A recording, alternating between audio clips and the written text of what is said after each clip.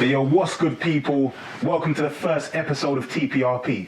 I'm the founder and your host, Dre, and in 2017, I was sentenced to just under 4 years for conspiracy to supply cocaine. The aim of TPRP is to expose the unseen consequences that come from a life on the roads or doing crime for a living, because it really can turn your life upside down. I'm going to be sharing some of my experiences, speaking to some people that have really lived this life, come out the other side, that have a bag of gems to drop on you or someone that you know. What I'm going to need from you is for you to like this video if you like it, to share it, to leave some comments and give us some feedback, and just to talk about it amongst your people, because it's a serious message. There's some serious gems in these videos and it needs to be seen by the right people. Listen, enjoy this first installment and I'll see you on the other side. One.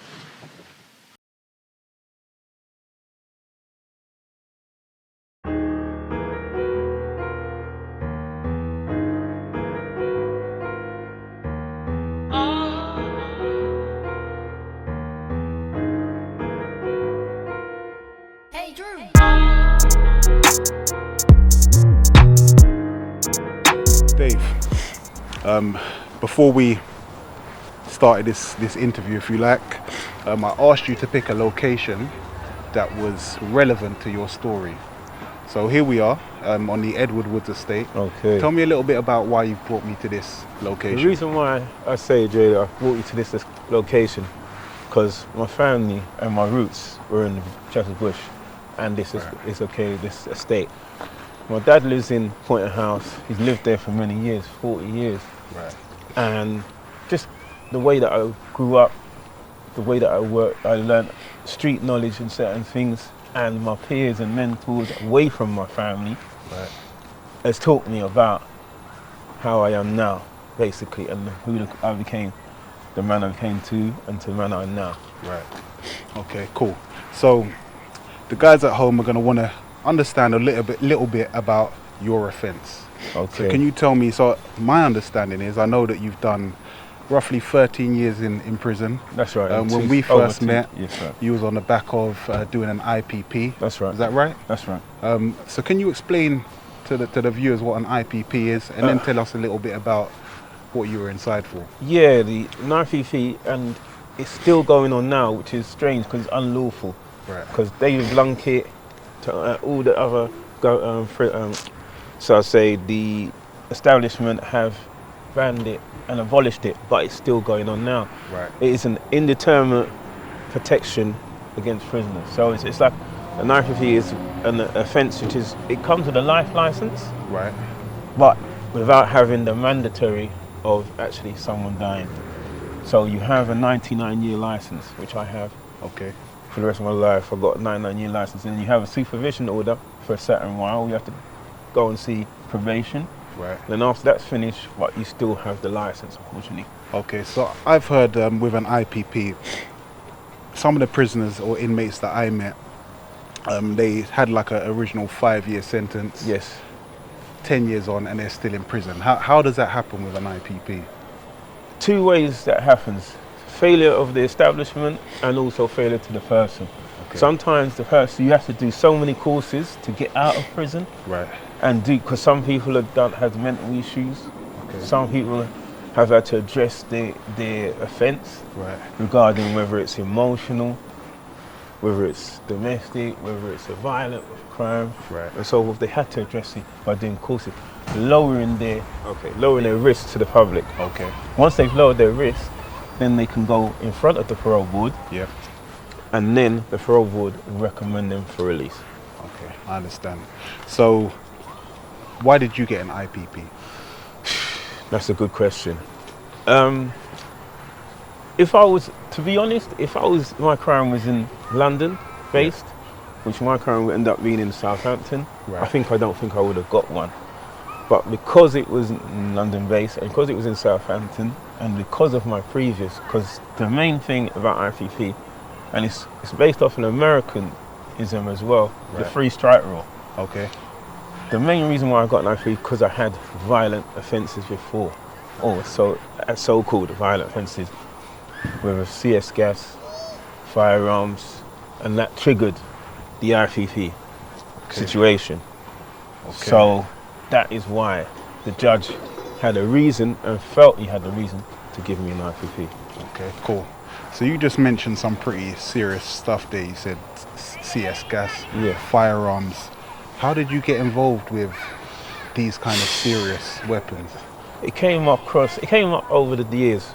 I gradually grew up in the sense of, like this I said to you, when I grew up in this area, you had certain beef or certain things with people in different areas, whether it's West Kensington, whether it's White City, whether it's various Ealing, Acton, different areas. And as a youngster growing up, and as I can see affiliate and kind of understand what the youngsters are going through now, and they're carrying their knives, that's what we did.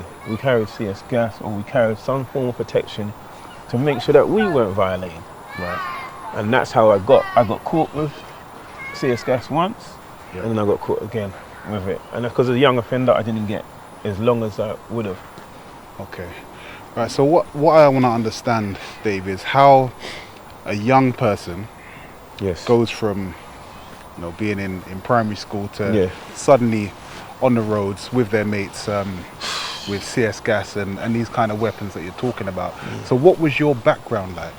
Okay, my background was a bit different from maybe some other people's backgrounds. Some people's backgrounds had family members or so forth entrenched in criminal lifestyle, whether it's selling drugs or whatever. Mine, I had a 9 to 5, a granddad who cared for me. Yeah. I had a family that was doing jobs and so forth and working. Yeah. But I was a person that liked the trappings of nice stuff. And with not having to have that, and no fault of his own, my family not be able to give me that, Right. I decided I needed to make more money, Right. I understand that. So, normal person, most people want the trappings, the finer things in life, but the average person does not go out and turn to the kind of crimes that you're talking about. So, why is it that you went into? Yeah, I think what happened in the sense of me going into that kind of life of crime was a bit of myself, and I had to take ownership of myself, Right. but a little bit of the system failing me twice. Okay. The education system and then the prison system. Right.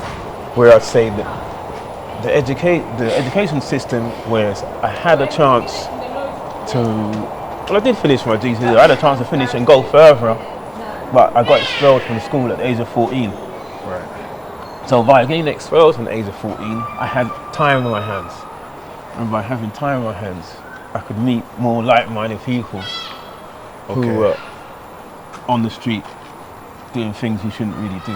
So what you're telling me is that when you were expelled, At the there age was of no other type of education there for you, because I know some other kids go to a different type of schooling institution for other children that have been expelled. I don't know what the technical term is. Yeah, for it. it's like Was that not?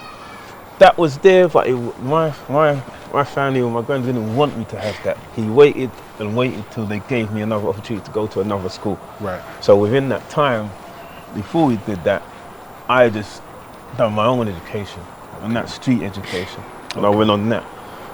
And by the time I got back into normal school, I was already entrenched in doing, whether it's at the time, then times there, mobile phones was making money, Okay. or laptops, and these kind of things, Toshibas, this, that, the other. And then as a youngster, you gradually go further up into the criminality and the lifestyle, and you're making money. So you 1 minute you haven't got no money, next minute you've got 400, 500, 600 pounds in your pocket.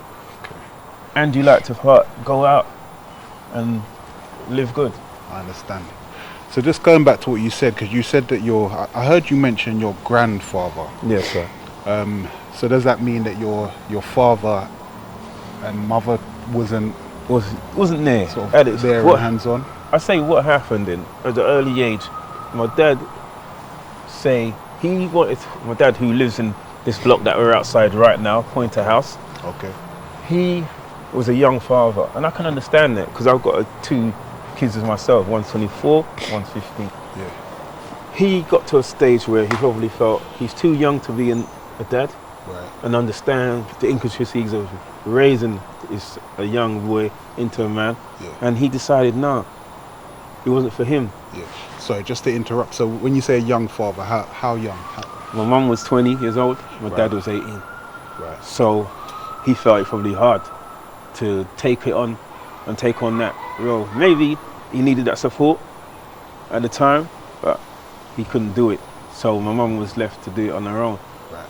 And then later on in times, my granddad stepped up with my grandma and decided, you know what, we'll do it and we'll help you. And that's where my granddad became my surrogate father in a sense. Right. Okay, so your granddad became your surrogate father. What discipline and guidelines did your grandfather Well, put in place for you? he instilled in a lot of discipline and guidelines. It was kind of a sense of you must hear and you must look and not feel and hear and feel. He was in the sense of you've got to do it my way or the highway. You have to do it a certain way. Right. So he was strict. Right. If you didn't do something right, you get disciplined. Like most Jamaican, African and certain black families. Right. He tried his best, God rest his soul, and as getting as in the man I am now, he made who I am today.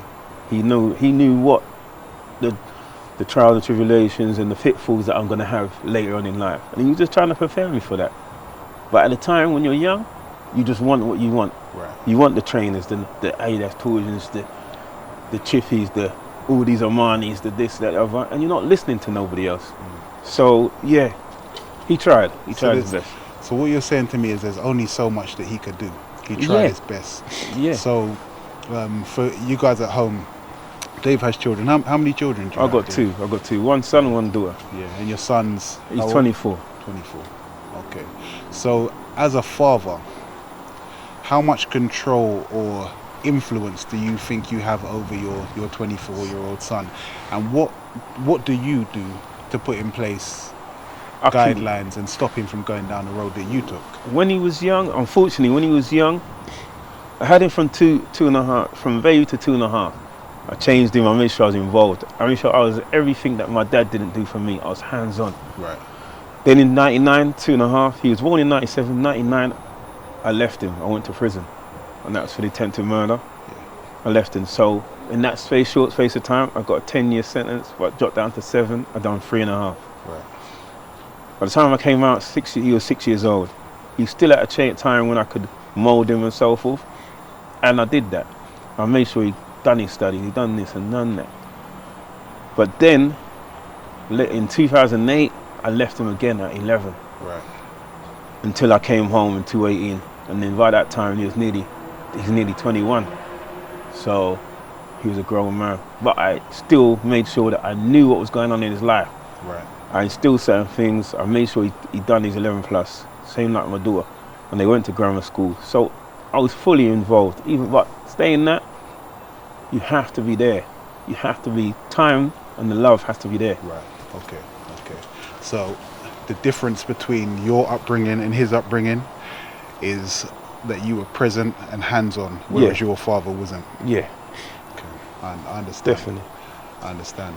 So I want to understand a little bit about your actual prison experience. Yeah. So you've done 13 years. Yeah. That's a long time. Yeah, it's a long time. That's a long time, Dave.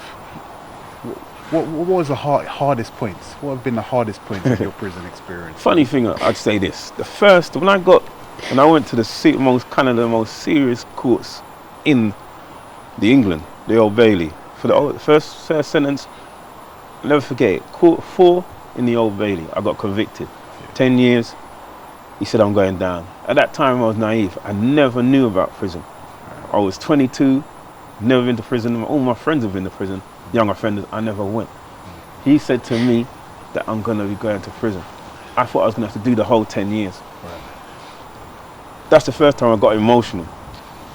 I felt it. With my Cody, we sat down, they said, listen, we can get this thing done, and we'll get it. And like how we do out here, and like grown men, we just get on with it. We show hardly no emotion, and we do what we have to do, and get on with it. The system we're here is built to fail for us, really. We go in, we're a commodity. They use us as a thing where For life, for like now, my last sentence, £40,000 you get every year Right. for a life. For IPP or life, you get £40,000. For the guys at home that are on the roads and selling drugs or whatever you're doing, that's like a box of food. That's like drugs. So imagine getting that regular, constantly, and so forth all the time. Of course, they're going to look after and make sure that they set you up to fail. They're not going to give you education in the prison system. They're not going to give you vocational stuff. They're not going to give you stuff that you can do to broaden your mind and give you that chance when you get out, the rehabilitation that they say they're doing. It's not going to happen. They want you to come back. Yeah. So yeah, you take every day as it comes. Right. It's not easy in there. I'd put it down to it's like a pack of wolves. We're all done our stripes. We all earn our stripes to go in, and it's survival of the fittest, really, if you come out. So Cool. That's interesting what you said. So prison is designed for us to fail, that's right. not to rehabilitate us. Yeah. But you've managed to change your life. Okay. What helped you? What helped you to change your life? I think with my kids, to be honest, the last straw was my daughter. I left her again in 2.5. It's so ironic. It's like the age is crazy. I left her in 2.5 and then I came back out and she's 11, 12. Right. For a daughter, I think my son, I felt he can cope. For my daughter, I could see the change in her. She's struggling. I'm in there, I'm not there.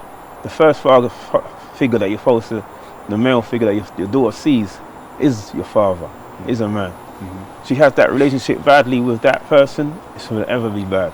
So I was touched and I was upset about that. So that's why I think I had to change. I had to say, what am I going to do to change this situation? Because it's a sign of madness trying to do the same thing and get a different outcome. It ain't going to happen. So I just said, you know what? Let me try and do something different. And that's when I steered to doing the railway.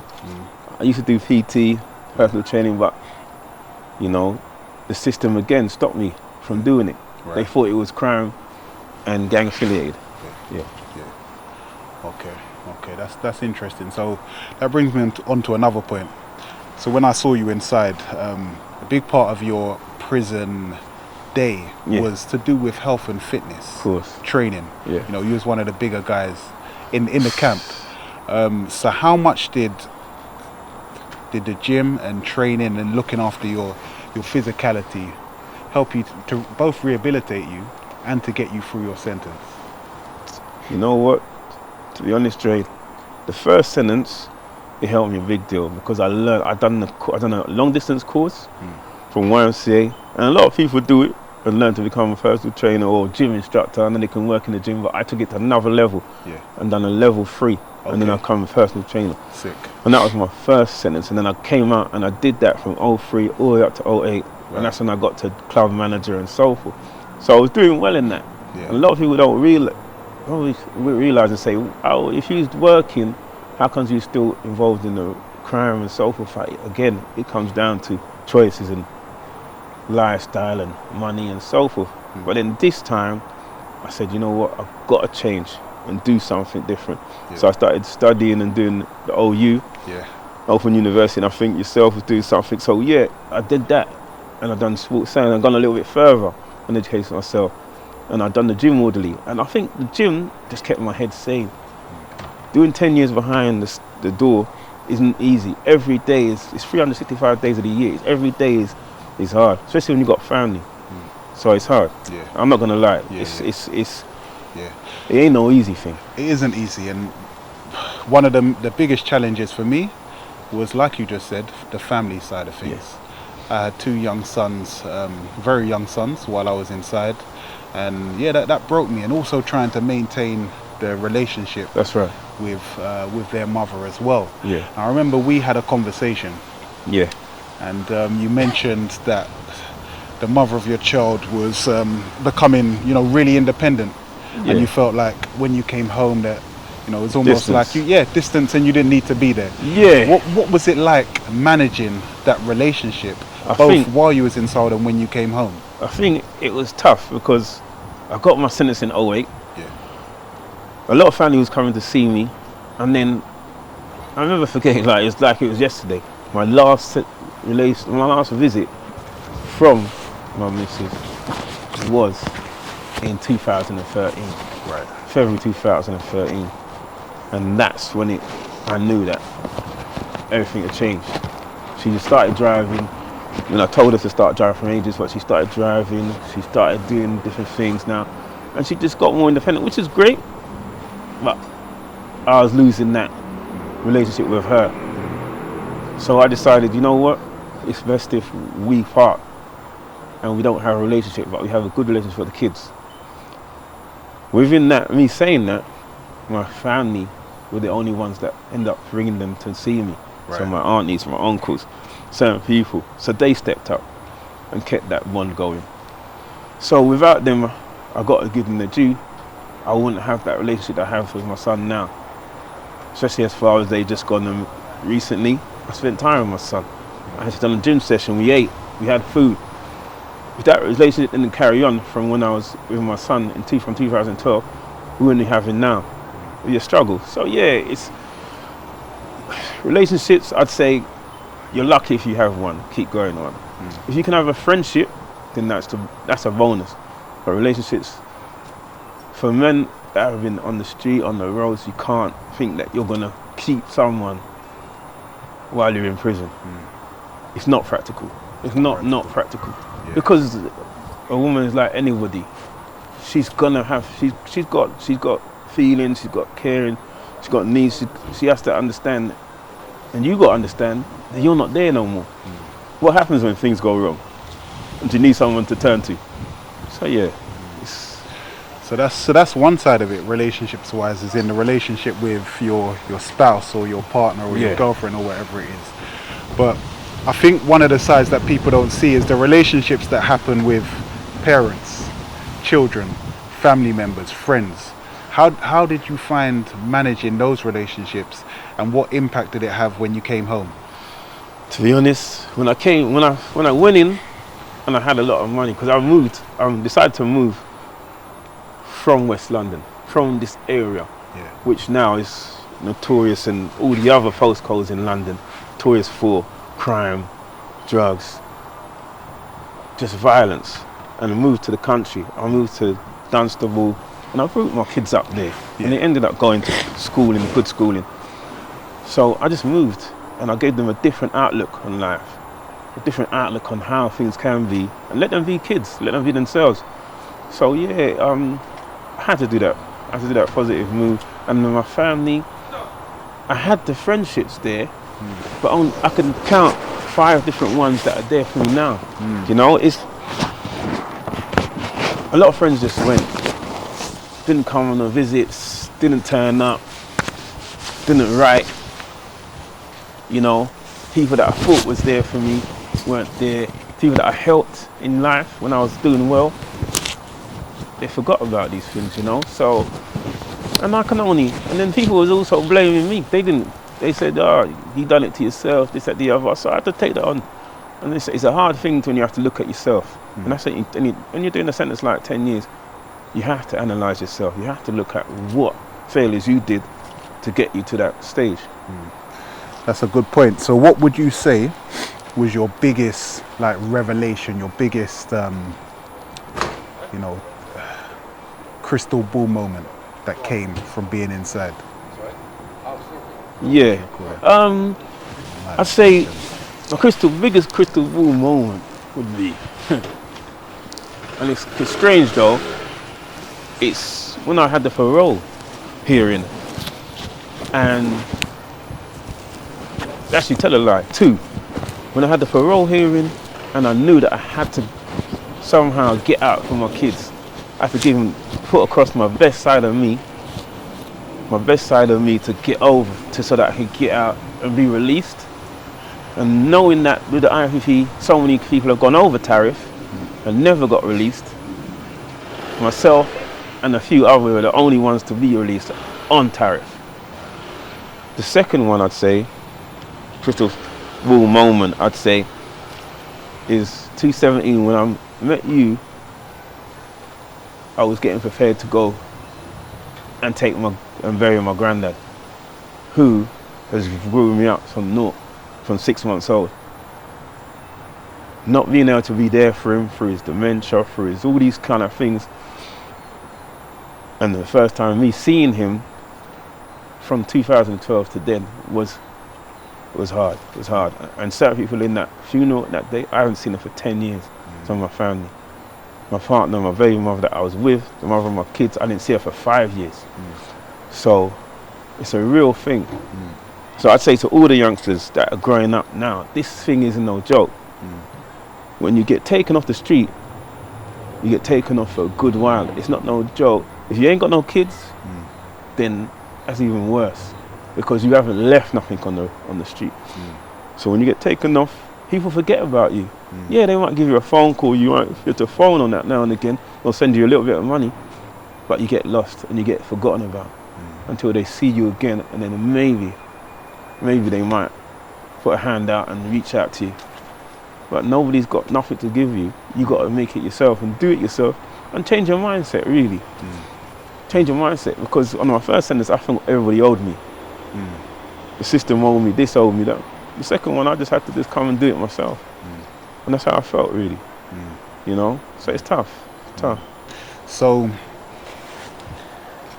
you fell into crime. Yeah. Yeah, but, you know, back Or found crime. Found crime. Yeah. Because you wanted the trappings Yeah. in life. Yeah. So Yeah. it was financial. It was financial. Definitely financial. Based, yeah. So if you're speaking to a 14-year-old, right? Okay. Who has the same desires that you do, what advice are we giving them so they make different decisions to the ones that you made? I think he's got, if I was speaking to the 14-year-old myself, I'd say this: there's so much different things out there and opportunities that you can be doing to make it out here. From, if you want to do music, find what your passion is. If it's music, if it's trading, crypto trading, if it's you're doing stuff where it's clothes. And in this area, a couple of guys up the road, this Trap Star, they've done that, and they've done that off their own back. So there's things to be done. Don't have to be stuck in that box of 9 to 5. You can be entrepreneurial. So think out the box. You know, don't think straight away, do the straight negative thing. I'm gonna go and sell drugs, or I'm gonna go and do this. That don't always make it. And with that, it comes with the other side of it. Having to keep watching your back, having to know how to move and know when certain areas I can't go here or I can't go there, or having to deal with all the ins and outs and the violence of the scene. People see money, but they don't see the other side of it. So think out of the box. That's what I'd say to the 14-year-old. Go with his passion and work with it. And nothing wrong with asking for help. Ask an uncle, ask an elder for a leg up or a help. Because now they've got that, you're one step away from getting that help that you need. But where do they go if they've got nothing but negativity surrounded by them? That is the case for some. Yeah, true. But I think, it's a tough one. But like you're saying, like we said, we're doing this and finding people like yourself and other people. There's people out there that will guide and help. And Google it. There's so much money that we're not using. There's people out there that are using it. From the British people that are in this country that are using the grants, the trust, this. You got a passion, you want to do something, use it. Come with an idea, come with a business plan, and take it there. You know, someone will look at it and say, you know what, this is viable, this is not viable. Come back properly with me, and we can make something happen. So just keep, because there's every 14-year-old like myself. I want to do football and I want to do other stuff, but I needed that push, or I needed someone to keep encouraging me and have that passion. Just don't let your dreams be, burnt out, because that's how we always stray. We stray to the road so quickly because we're around people that have had their dreams burnt out, so they're gonna be negative. That's true. Yeah, true. So Dave, there will be people watching this right now that are in prison right now. Okay. That I guess you could say they're at the crossroads, so they can come out and they can go that way, or they can go that way. If they take the straight path, we know there's going to be challenges. Yeah. So I'd like to know what challenges you faced so far, how you've overcome them, and how you've overcome them. Okay. First thing you have to do is don't take no for an answer. Do not take no for an answer. Yeah. You know, in the sense of, if someone, whether it's probation, whether it's someone that someone's got a job that you need, a manager, anything, don't take no for an answer. And also, take all the skills, all the vocational training, take it, use it, and then manifest and go out there and do it. Yes, it's going to be hard. You got a budget. You got to make sure, because you're coming out of prison, so you ain't probably done all that budgeting, money management, and so forth. But do it and get onto it. Get onto your ETE. Get onto certain people. Get onto your probation. Make her or him work for you. Instead of the other way around. Make them work for you. Say, I need this help. I need to do this. I need to do that. And get on it. Use them. Ask a mentor. Ask somebody that you might have come across that can help you. Use them as a sounding board. And don't give up. When I done my railway, and where I am now doing the railway, I failed the first time. Okay. But I didn't give up. My auntie said, let's go again, try again. Tried again, and I passed. And ever since then, I've been doing what I'm doing, and then I've manifested, and now I've opened up my own business as well, and now I'm doing an aerial business with my own limited company. Nice. So, you know, and it's just, to be honest, I say to anyone that's inside now, the only way that you're going to be meeting and get to see people that are doing well and being like-minded is being out.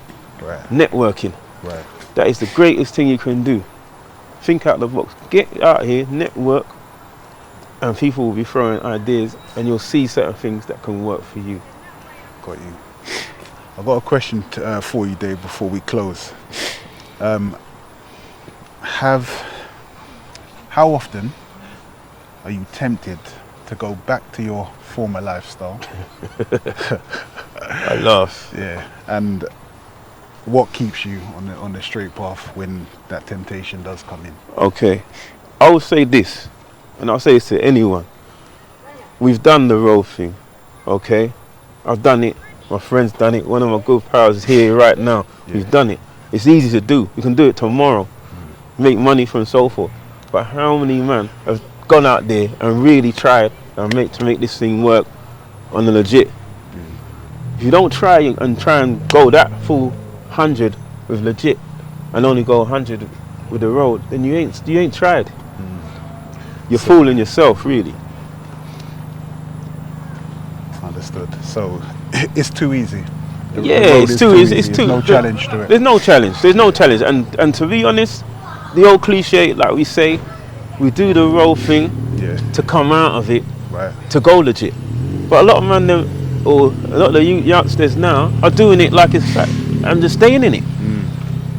You got to be doing it to come out of it. You got to be doing it to get mummy out of the hood. You got to be doing it to get dad out of the hood. You got to be doing it so you own a house, own things. These streets don't owe you nothing. This code, whether it's West 11, West 10, South West, these streets don't owe you nothing. You don't own nothing. The Queen owns. That's all. She owns these things. So go out there, go and make this thing, do this thing properly, and go and own something. Go and be able to fly mummy out and go and own some land somewhere else, because it's not working. You're just going to be locked up regularly in this country. But ideally, they want to avoid that lifestyle anyway and do things legitimately from the start. Okay. Well, do you know what, Davis? It's been a pleasure. I've learned a lot today.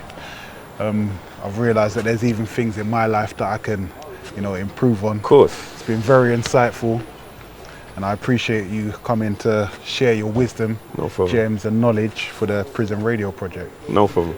Respect, man. Love, brother. Bless.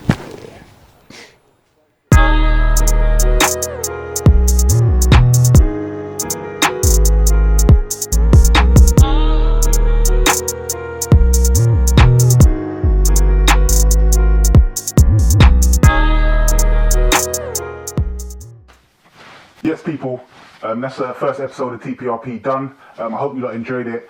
Use the comment section below. Let us know what you liked. If you have any questions for me or Dave, drop those in the comments. We'll do our best to respond to each and every single one of them. If there's anything that you learnt or anything that you think other people would learn from, feel free to like screen record that video, chop it up, add it to your Instagram stories, your Facebook stories, your Twitter feeds, let the world know about it. What's next for us? So we've got another interview coming up in 2 weeks' time with a guy called Charlie. He had some issues when he was younger and ended up stabbing quite a few people. It's a very deep story, quite emotional. You don't want to miss it, so subscribe, hit notifications. As soon as that video drops, you're going to know about it. What else? In between this 2 weeks, there's going to be Dre's Conclusion, where I look at this interview with Dave and I chop it up. I add some of my own opinions. I get some facts and figures that support some of the things that he said or the things that we disagree with. Also, I will be replying to some of your comments that you leave underneath this video now. So yeah, listen, so glad that you lot are part of this journey. First episode of TPRP. I know there's a little bit of sniffing and stuff, but it's all going to get better. Listen, peace and love.